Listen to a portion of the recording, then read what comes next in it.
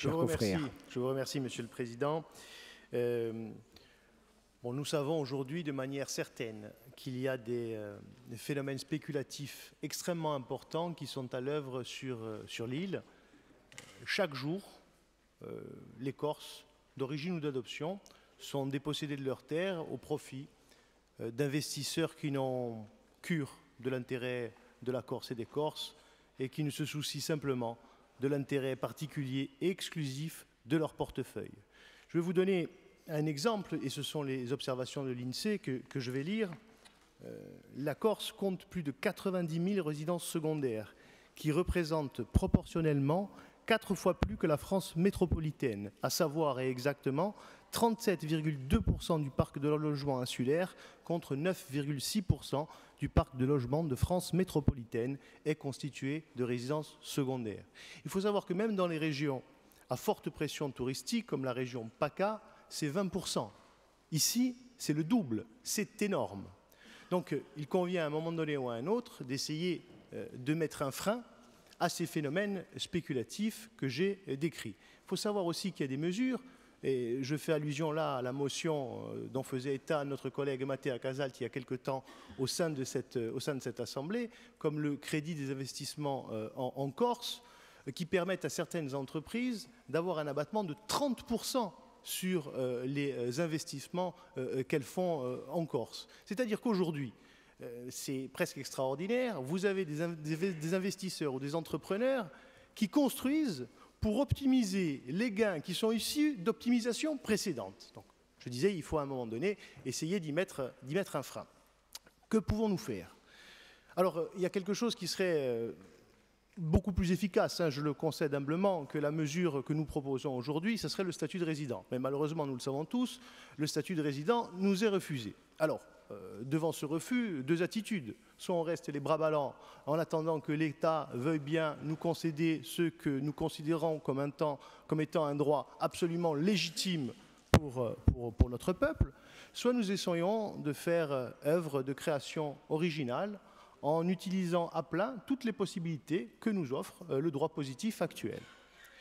Aujourd'hui, il faut savoir, et c'est d'ailleurs possible en Corse, qu'il y a une possibilité de taxer davantage les résidences secondaires. En France, en Corse, et d'ailleurs 8 communes de Corse sont éligibles à ce dispositif. À ma connaissance, je crois que seule la commune d'Ajaccio a fait voter cette possibilité d'accroissement de la taxe sur les résidences secondaires.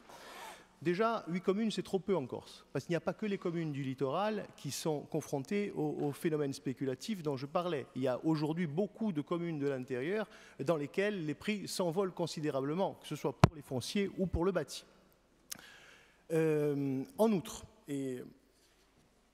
la possibilité que nous aurions d'accroître cette taxe, c'est une bonne chose, je pense. Mais dans notre île, et parfois ailleurs, ça peut poser certains problèmes. Parce qu'on sait bien qu'il y a certains biens qui sont des biens, je ne sais pas comment on peut les qualifier, mais je dirais patrimoniaux, familiaux.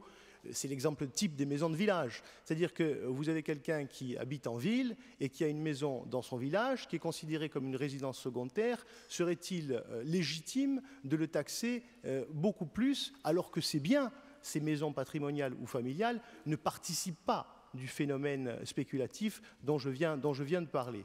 Donc, il convient d'opérer de manière un peu originale une distinction entre différents types de résidences secondaires, une distinction au plan fiscal.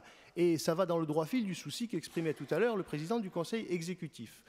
Comment peut-on faire cette distinction? Eh bien, de notre point de vue, on pourrait faire cette distinction concernant le mode d'acquisition de la propriété. C'est-à-dire que les biens qui rentrent dans votre patrimoine par transmission successorale, par donation, ou par partage, qui ont de fortes chances d'être des biens patrimoniaux, familiaux, type des maisons de village, eh bien on ne pourrait pas leur appliquer cette surtaxe des résidences secondaires. Contrairement aux résidences secondaires que nous pourrions qualifier de droit commun, qui, elles, pourraient tout à fait se voir appliquer cette surtaxe. Donc, nous avons plusieurs possibilités pour le faire, par les pouvoirs propres de l'Assemblée de Corse, en s'adressant soit au pouvoir réglementaire, soit au pouvoir législatif, soit en s'adressant à nos députés pour qu'ils demandent d'insérer cette mention dans la loi de finances pour 2019. Donc nous pourrions faire encore une fois une œuvre créatrice originale en mandatant le président du Conseil exécutif pour faire toute démarche utile à ce sujet. Donc je résume. Déjà, l'extension du nombre de communes en Corse qui seraient éligibles à la possibilité de taxer de manière supplémentaire et plus importante les résidences secondaires, et qu'une distinction, celle dont je viens de parler, soit opérée entre les résidences secondaires de droit commun et les résidences secondaires qu'on pourrait considérer comme des maisons de type familial ou patrimonial. Je vous remercie. Monsieur le Président, oui, c'est vrai que je rejoins le propos de mon collègue Orsouch. La solution parfaite n'existe pas et je réponds en cela à ma collègue. Évidemment que les Corses qui ont une ou deux résidences secondaires, il serait injuste, Corse d'origine ou d'adoption, il serait injuste qu'ils soient taxés de manière supplémentaire et trop lourde.